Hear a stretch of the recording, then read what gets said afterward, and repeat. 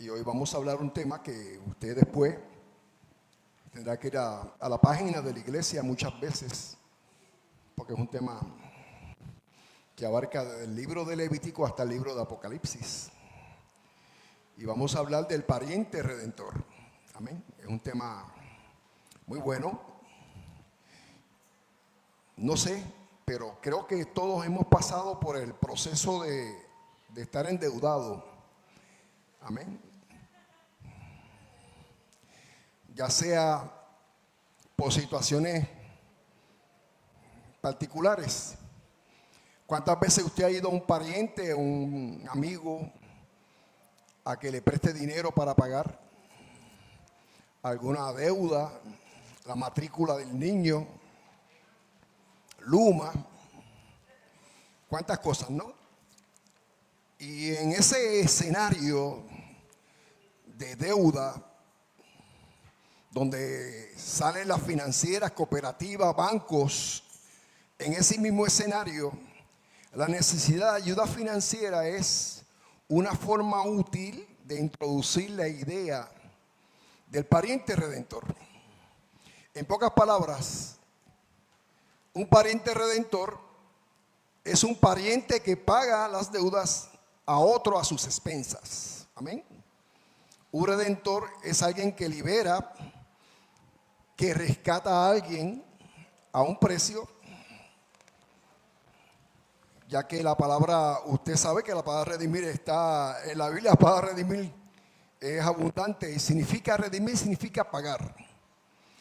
Un pariente redentor en la ley mosaica era un pariente varón que tenía la responsabilidad de actuar en el nombre de un pariente que estuviese en apuros, en peligros y en necesidad. Amén.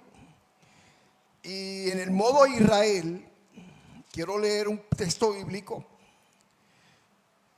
que se encuentra en el libro de Levíticos, amén, 25. Y voy a leer por encimita del versículo del 38 del 38 al 41. Y dice así. Así que busquen en sus Biblias Levítico 25, del 38 al 41. Pero no es el único texto. Vamos a correr varios escenarios bíblicos. Pero sí Levítico 25, del 38 al 41.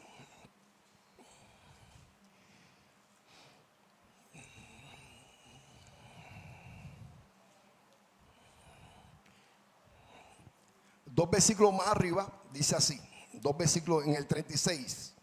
No tomarás de él usura ni ganancia, hablando de tu hermano empobrecido, ¿no?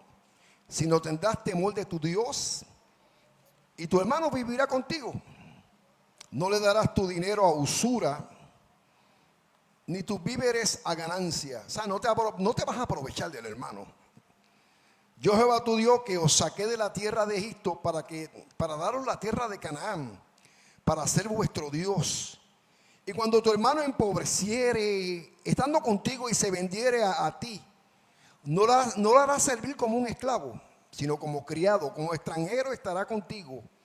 Hasta el año del jubileo te servirá. Entonces saldrá libre de tu casa, él y sus hijos contigo. Y él volverá a su familia y la posesión de sus padres se restituirá. Dios cuidando el patrimonio de la familia. Dios cuidando que no hubiera un desbalance dentro del pueblo, ¿no? Y cuando alguien no podía pagar sus deudas, debía que entregar su propiedad. Y si no fuera suficiente, pues llegar al extremo de venderse como esclavo. Amén. Ese era el escenario, hermano. Amén. Y no había otra forma. Ese era el escenario. Pero había una salida, hermano. Había una salida, y esa salida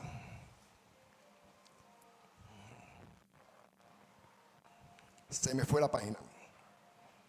Era el Goel. El Goel significa pariente pariente redentor. Y encontramos a las personas que se le dio la oportunidad para redimir tres cosas dentro del sistema de herencia: un pariente cercano, un esclavo o una posición, y son los mecanismos para redimir y encontrar que el pariente lo devolviera. Dios tenía en cuenta esto, hermano, y declaró Dios de que la tierra no se iba a vender a perpetuidad. ¿Sabe? No, nadie iba a tener el dominio, control de la tierra. En el libro de Levítico 25, de 23 al 25, Dios le dijo al pueblo de Israel: la tierra no será vendida para siempre, porque la tierra es mía. ¿Qué dice el Salmo 24? De Jehová es la tierra y su plenitud. Amén. Porque vosotros sois extranjeros, y en toda la tierra de vuestra posesión concederéis redención por la tierra. Y si tu hermano fuera pobre y hubiese vendido algo de su posesión, y algo de sus parientes viniera a redimirlo, entonces redimirá lo que su hermano vendió. Amén. Una persona que piensa cualificar como pariente redentor tendría que ir a la corte del tabernáculo y leer los términos de redención. Amén. Y esos términos de redención los voy a leer porque es bien importante, hermano. Amén. Esa persona tenía que ir a la corte del tabernáculo, porque el sacerdote era como un juez, y leer los términos. Y esos términos se ponían en un pergamino, en un rollo, pero la persona podía leerlos, pero no podía romper los sellos, porque él era un candidato a pariente redentor. Solo trayendo el precio, ¿sabe? Como dicen por ahí, cash, como hay un refrán, ¿cómo es? Exacto, ese mismo, ese refrán, ¿entiende? No ticket, no laundry, ¿entiende? Solamente no ticket o laundry, y eso no está en la Biblia, ni en hebreo ni en griego, es casual. El pariente redentor iría al sacerdote y el juez y a exigir que se abriese el rollo sellado y el deudor fuera liberado, y sus pertenencias volvían a la persona que fuera endeudado. Un caso interesante de esto, hermano, ocurre en el libro de Ruth. No voy a hablar de Ruth. Ustedes saben que Ruth, Noemí, tenía 3 hijos, y los 3 hijos murieron, y sus viudas, la ley establece hasta que la muerte te separe, pues decidieron irse cada cual a su ciudad. Pero Ruth le dijo a Noemí: no me pidas que me vaya, porque yo no te voy a dejar. Yo te voy a seguir donde quiera que tú vayas. Tu tierra será mi tierra, y tu Dios será mi Dios. Y Ruth, juntamente con Noemí, fueron a la tierra donde podían ellas subsistir, y fueron a una propiedad. Y la ley establecía, porque Dios protegía a la viuda, Dios protegía al huérfano, y Dios protegía al extranjero, hermano. Amén. Dios le dice: ustedes amen a los extranjeros. Amén. Porque ustedes fueron extranjeros. Aquí no se pueden dar el guille. Ustedes tuvieron que pasar por un proceso. Y como ustedes fueron extranjeros, amen al extranjero. Y cuando una persona que tuviera propiedades, y cuando fuera a arar la tierra, tenía que dejar espigas, frutos, para que el pobre, juntamente con su familia, fueran a recoger. Y este hombre llamado Boaz fue muy cariñoso y muy de corazón con Noemí y con Ruth, porque le dejaba bastante. Y Noemí le dijo a Ruth: él es pariente de nosotros.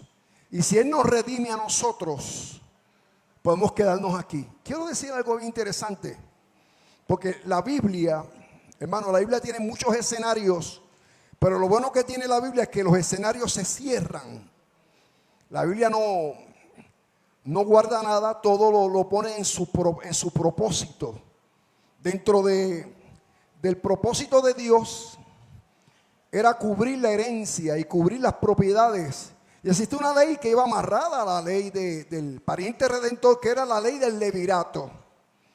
La ley del levirato era que si una persona se casaba con una mujer y esa mujer enviudaba,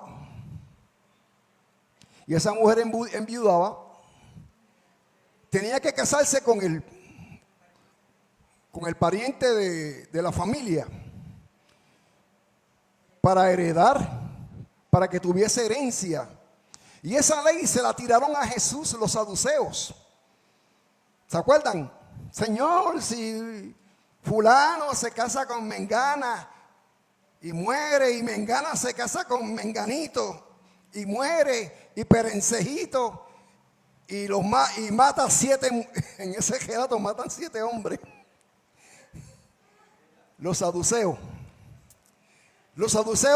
tratando de explicar la ley al que hizo la ley. Y él dijo: ustedes fallan, ustedes erran, porque en el cielo no se van a dar en casamiento. Así que esas poesías hermosas, te veré en el cielo, corazón, te amaré hasta después de la muerte, bórrela, porque está establecido que el hombre muera una sola vez y después el juicio. Pero esa ley del liberato estaba amarrada a la ley del Goel. Cuando Ruth va a donde Boaz no era el pariente redentor, era Elimelech. Y él tuvo que hablar con Elimelech. Y me imagino que Elimelech tachó a Ruth. Está chévere, yo la quiero, pero tienes que cargar también con Noemí. Y él se echó para atrás y le dio todo el derecho, le cede los derechos a Boaz. Y Boaz se casa por la ley del pariente redentor con Ruth. Y todo este rollo, como dicen los mexicanos, todo este rollo termina en que se está protegiendo la descendencia de Jesús. Porque de Boaz y Ruth sale Isaí, que es el padre de David. Y David entra dentro donde tenemos a una gentil en la genealogía de Jesús. Pero el pariente redentor, hermano, no solamente lo vamos a encontrar en el libro de Ruth. En Jeremías capítulo 32 tenemos un caso interesante. Jeremías tiene un sobrino, un primo, que había caído en desgracia y había caído en la esclavitud. Y había perdido toda su posesión. Y siendo primo, hermano, Jeremías estaba suficientemente relacionado como para ser su pariente redentor. Jeremías 32, 6 al 15 para los que copian. Entonces, Jeremías va donde los sacerdotes y fíjense cómo brega esto. Se hace un documento, un libro público para que todo el mundo leyera, todo el mundo supiera los elementos de lo que la persona tenía y perdía. Y se hacía otra copia que la llevaba el sacerdote, pero esa copia era protegida con 7 sellos. Así que si algún bambalán quería agregar o quitar, iban al original. A mí me pasó una vez, cuando yo era vendedor. Ustedes saben que en las libretas de venta hay un papel amarillo y uno rosa. Y había un comerciante listín en Mayagüez que me aumentó las cantidades y me alegaba que no recibió la cantidad que él había pedido y que se le entregó de menos. Y yo dije, pues vamos al original. Y el original decía que eran 100 y él tachó su copia y puso 150. Y ya tú sabes cómo quedó el hombre. Quedó retratado. Por eso era que se sellaba, para que el documento no fuera alterado. Y solamente la persona que tuviera el poder de redención, el pariente redentor, pudiera redimir, hermano. Y es una imagen preciosa de lo que tenemos en Jesús, nuestro pariente redentor, ¿no? Algo a él también se le llama el vengador de sangre. Y yo quiero explicar con ustedes algo bien interesante. Cuando Josué va a entrar a la tierra prometida, Dios le exige a Josué que hiciera 6 ciudades de refugio. 6 ciudades de refugio. Lo primero, antes que pisaran la tierra prometida, tenían que hacer 6 ciudades de refugio para el homicida. El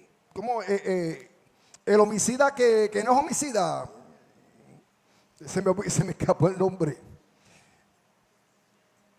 El homicidio involuntario es la palabra, el homicidio involuntario. Y Dios fue claro: los caminos a la ciudad de refugio no puedes ponerle trampas. Tienes que estar de llevadita y ponerle rótulos para que la persona que cometiera un error fuera a la ciudad de refugio, se paraba frente a la puerta y le gritaba al sacerdote que estaba en la ciudad que entrara. Me explico. Estoy con mi hermano Melvin llevando a machete puro el patio de la iglesia. Se me zafa el cabo y cojo al pobre Melvin y lo degollo. Lo mando al cielo.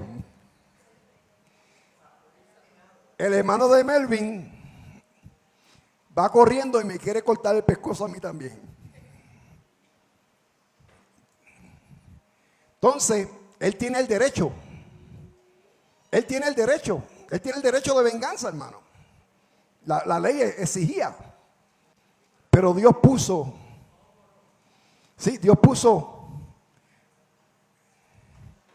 un subterfugio, la ciudad de refugio. Y la ciudad de refugio iba allí. Y ese hombre entraba: ayúdenme, maté a Melvin, fue sin querer queriendo. Y estoy en la ciudad de refugio viviendo, pero el día que yo salga, el hermano de Melvin me coge, mono un sábado, un palo que trepa, me tumba el cuello. Se acabó la historia. Por eso existen las iglesias como ciudad de refugio, donde entren los homicidas involuntarios o los pecadores y tienen un refugio en las iglesias, ¿verdad que sí? El pariente redentor. Cuando Dios creó al hombre a su imagen y semejanza, tenemos que en Adán, nuestro padre, por el pecado de Adán, el hombre perdió la herencia que le correspondía. Perdió la herencia de la tierra. Y la tierra fue maldita por el pecado de Adán. Dice que iba a cosechar frutos con dolor. La mujer le dijo que vas a parir con dolor. Y a la serpiente que se iba a arrastrar por la tierra. Amén. Esa era la causa y el efecto del pecado de Adán. Y era increíble porque Adán, por el pecado, trae maldición a la tierra. Adán perdió su herencia en un Edén perfecto. Edén significa placer. Cuando pecó contra Dios, perdió su derecho como cabeza de la creación.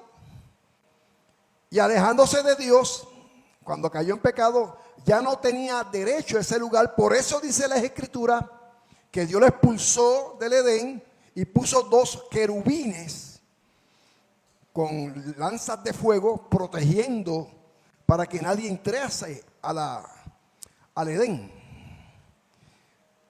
Cuando usted lee en Génesis capítulo 3, para los que copian, Génesis 3 del 17 al 18, Dios le dijo a Adán, y a Eva: maldito es el suelo por tu causa.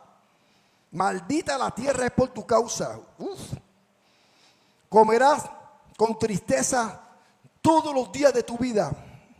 Imagínense a Adán y Eva comiendo los mangos, las frutas que había, riéndose. Era un jubileo, ¿no? Usted se imagina a Adán y Eva, un jubileo. Eva le hacía cosquillita, no en el ombligo, porque Adán no tenía ombligo, ¿no?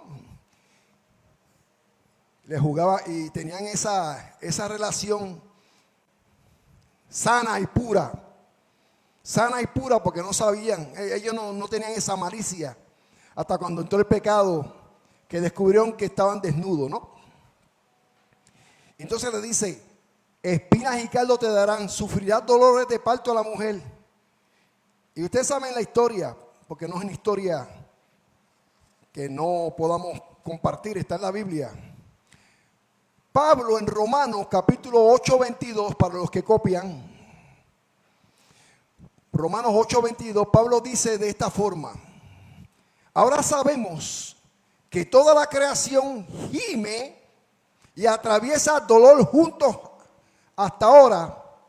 Toda la creación gime bajo una gran esclavitud, mucho sufrimiento, no solamente la humanidad, sino también los animales, el suelo y la vegetación están bajo maldición por causa del pecado del hombre.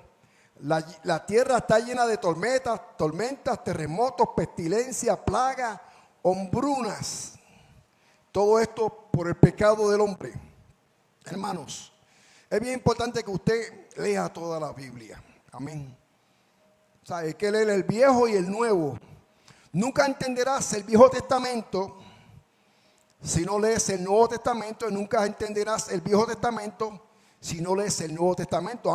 Ambos se complementan.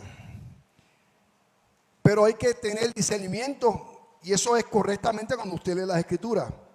Para entender la redención de la tierra y su maldición, también debes entender el libro de Apocalipsis, porque en el libro de Revelación se habla de la redención del Antiguo Testamento, que involucraba al pariente redentor. La tierra está esperando ser redimida, y esta tierra hipotecada por el pecado necesita un redentor. Un dato interesante es cuando Jesús se encuentra con Satanás, Mateo capítulo 4, en la gran tentación, y el tentador le dice a Jesús: todo esto yo te lo voy a dar porque todo esto es mío, me pertenece. Eso dice el diablo. Y Jesús no le dice embustero, no lo dice en ningún lado. El diablo dice: todo esto es mío, me pertenece. Juan dice que el mundo está en las manos del maligno. Así que la tierra pasó a las manos ¿de quién? De Satanás, hermano. El Dios pequeño, D con D pequeña, le llaman el Dios de este mundo. En Isaías 35, 1 al 7, se describe a la tierra que va a ser redimida. En Isaías te habla que el desierto se regocijará, la rosa florecerá, la tierra reseca se convertirá en oasis, la tierra sedienta de manantiales de agua será hierba con cañas y juncos. No más desierto, no más suelo pobre. Aquí vienen días, dice el Señor, que el arador alcanza el segador y el pisador de uvas al que siembra semillas. Y los montes dejarán caer vino dulce y todos los montes se derretirán. Eso se encuentra en Amós 13. Eso es la redención de la tierra. Y qué placer será vivir en ese tiempo. En aquel día, dice el Señor, haré pactos con ellos, pactos con las bestias del campo, pactos con las aves del cielo y con las cosas que se arrastran en la tierra. Y romperé el arco y la espada y dejaré la batalla de la tierra y haré que se acuesten con seguridad. Oseas 2:18. ¿Cuántos desean eso, hermano? que ya no se levanten para matar, como yo a veces escucho en las noticias, gatilleros que no pasan de 20 años. Yo me levanté con ganas de matar. A los 20 años yo estaba todavía pensando en muñequitos y en Popeyes y en Picapiedra. Y hoy en día los nenes de 20 años se levantan. Uno dijo, el policía dijo, ¿por qué tú mataste a esa persona? Quería verla brincar como un pollito. Hermano, no estoy inventando. Yo estoy hablando cosas reales. Pero dice en Isaías, el lobo y el cordero se alimentarán juntos. El león comerá paja como el becerro y el polvo será el alimento de las serpientes. No herirán, no destruirán en todo mi santo monte, dice el Señor. Isaías 65, 25. No es un poema, no es una loquera mental. Dios hablándole a la gente, viene un mundo mejor. Ya el león no comerá, el polvo será el alimento de la serpiente. Ni Discovery Channel cree eso. El Señor recuerda lo que la serpiente hizo en el jardín. La tierra está destinada a pertenecer a los santos de Dios algún día. ¿Usted lo cree? Dios no hizo la tierra para el diablo ni para el impío. Los justos heredarán la tierra. Jesús dijo, bienaventurados los mansos, porque ellos heredarán la tierra. Mateo 5:5. Muchos no han entendido la promesa, pero Jesús quiso decir exactamente lo que quiso decir. Que la tierra pertenecerá a los santos de Dios, los que van a gobernar con el Señor en esa tierra bonita y perfecta. La Biblia le llama el reino de Dios, y ese reino de Dios va a pasar después de una tribulación de 7 años. Los términos de redención, donde los mortales están todos contenidos en el libro de Apocalipsis. Apocalipsis capítulo 5, pero voy a hablar del capítulo 4. Juan dice, Juan capítulo 4, y oí una voz del cielo que me dijo, sube acá. Y en el momento me encontré en el Espíritu y vi un trono establecido en el cielo. Y Juan, cuando ve el trono de Dios, lo primero que ve es el arco iris, la misericordia de Dios para el hombre. Dios no va a maldecir la tierra con juicios de lluvia, pero va a ser de fuego, va a ser peor. Y Juan ve en el trono 4 bestias, capítulo 4 de Apocalipsis. 4 bestias, una como un león, una como un águila. La palabra para estos seres bestias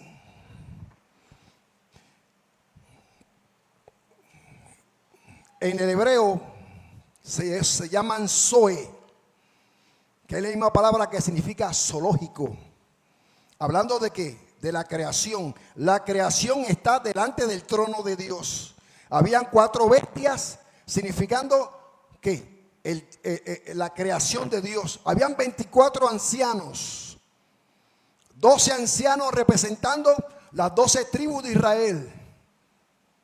Había otros 12 ancianos que representaban los 12 apóstoles, la iglesia, la creación, Israel, representados en el trono, capítulo 4 de Apocalipsis. Pero en el capítulo 5 dice la Biblia que Juan miró y vio que había uno sentado en el trono. Gloria a Dios, que Dios está sentado en el trono y tiene el control, ¿verdad que sí? Y dice que a la derecha, ¿qué quería el diablo?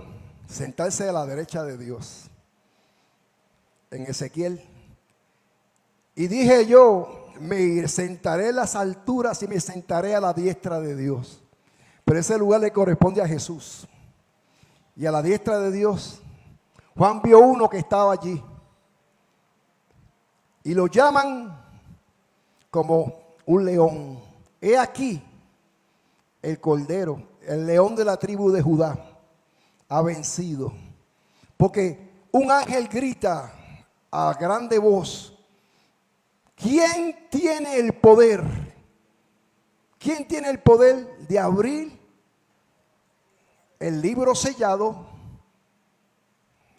con 7 sellos? ¿Se acuerdan del libro que hablamos en Jeremías? Un libro sellado por dentro y por fuera. El título de propiedad de la humanidad estaba en juego. Y se necesitaba, ¿qué se necesitaba? Un pariente redentor. Se necesitaba un pariente redentor. Y el ángel grita: ¿quién es digno de mirar? Recuerden que había que mirar, pero el que tenía el poder de redimir podía romper los sellos, de abrir y romper los sellos. Y el ángel dijo: buscamos en la tierra, buscamos en el agua, buscamos debajo de los mares, buscamos en los cielos, y no había nadie digno de abrir ni de mirar el rollo con los sellos. Y dice la Biblia que Juan empezó a llorar. Dice, Juan empezó a llorar porque Juan sabía la historia, conocía la historia del Redentor. Yo lloraba mucho, pero uno de los ancianos dijo: no llores. El león de la tribu de Judá, la simiente de la casa de David. ¿Cómo se están añadiendo las cosas, no? El león de la tribu de Judá, el hijo de David, implicando a Boaz, implicando lo que pasó en el huerto del Edén. Él es digno, porque la sangre que los mandó en maldición era sangre perfecta. La sangre que corría por las venas de Adán era sangre perfecta, era la sangre de Dios. Y solamente una persona con las características de Adán podía redimir al hombre. Pablo le llama a Jesús el postrer Adán, porque Jesús reunía las características. La sangre que corría por las venas de Jesús era la misma sangre que corría por las venas de Adán. Era el pariente redentor. Él es digno de abrir y desatar los sellos. Él es el único. En Hebreos 2:11 dice que no se avergüenza de llamar, que ama a sus hermanos. Juan sabe que hay en ese libro y conoce toda la historia de redención. Está muy consciente de la importancia de una persona calificada para romper los sellos, para redimir lo que se perdió. ¿Puede el cielo encontrar a alguien en forma dispuesto y capaz? Sí, lo encontró. El león de la tribu de Judá. La redención está dispuesta para nosotros. Dice la Biblia que la tierra está esperando la manifestación. Romanos 8. La tierra está esperando la manifestación de los hijos de Dios. Y esa manifestación ocurrirá cuando suene la trompeta. Y los muertos en Cristo resucitarán primero. Los muertos en Cristo. Luego nosotros, los que vivimos, seremos arrebatados para estar con ellos en el aire.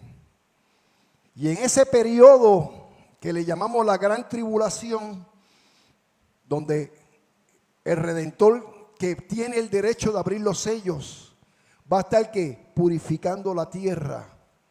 Y la tierra va a ser purificada y va a ser transformada para los hijos de Dios, en el reinado poderoso de Jesús en la tierra. Los que rechazaron los judíos, Jesús nos los da como herencia. No se aflijan, pequeña manada, le dijo Jesús, porque a vuestro Padre les ha placido daros el reino de los cielos. ¿Usted cree esto? ¿Usted cree que tiene herencia? hayas perdido lo que hayas perdido, usted tiene ganancia.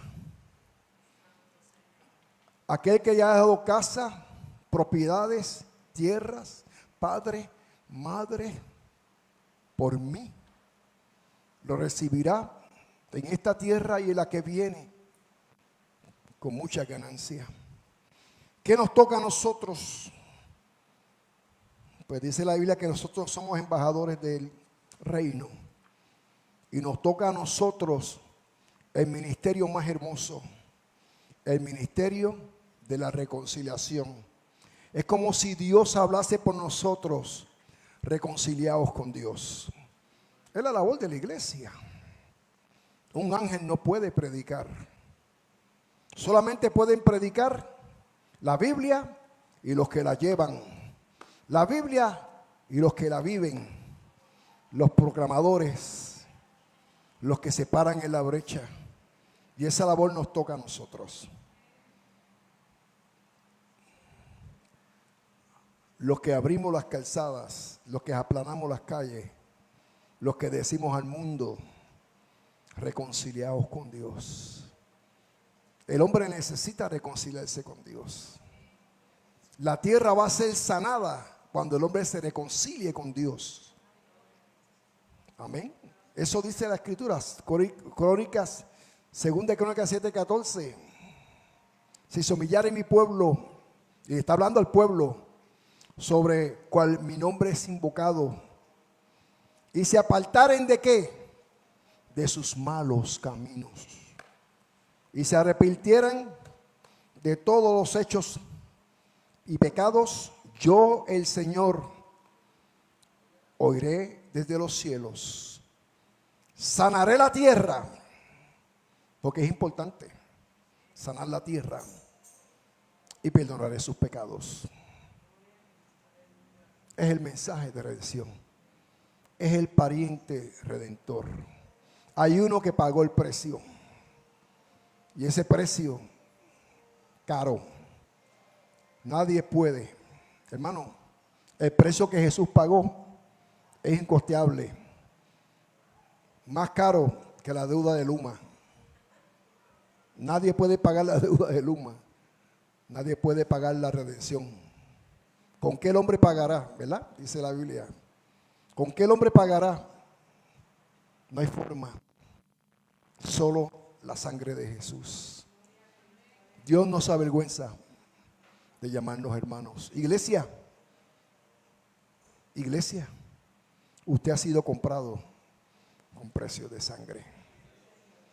Amén. Cuando usted pase por ahí, como en el supermercado, le va a poner un sello que diga paid. Usted está pagado. Jesús dijo tetelestai en la cruz. Tetelestai significa consumado es.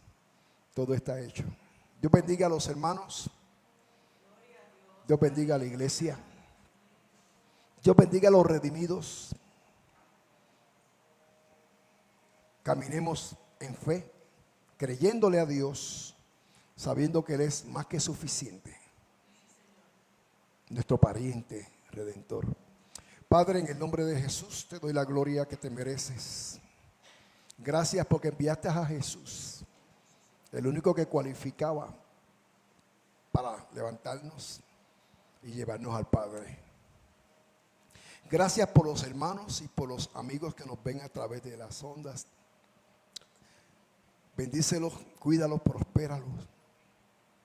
Y que estemos preparados y seamos agradecidos del sacrificio que se dio en el Gólgota, donde Jesús humilló a los poderes de las tinieblas y quitó aquella acta contraria a nosotros, que nos era contraria, y nos sentó en lugares celestiales. Gracias por tu amor y misericordia, en el nombre de Jesús. Amén, amén. Dios bendiga a los hermanos.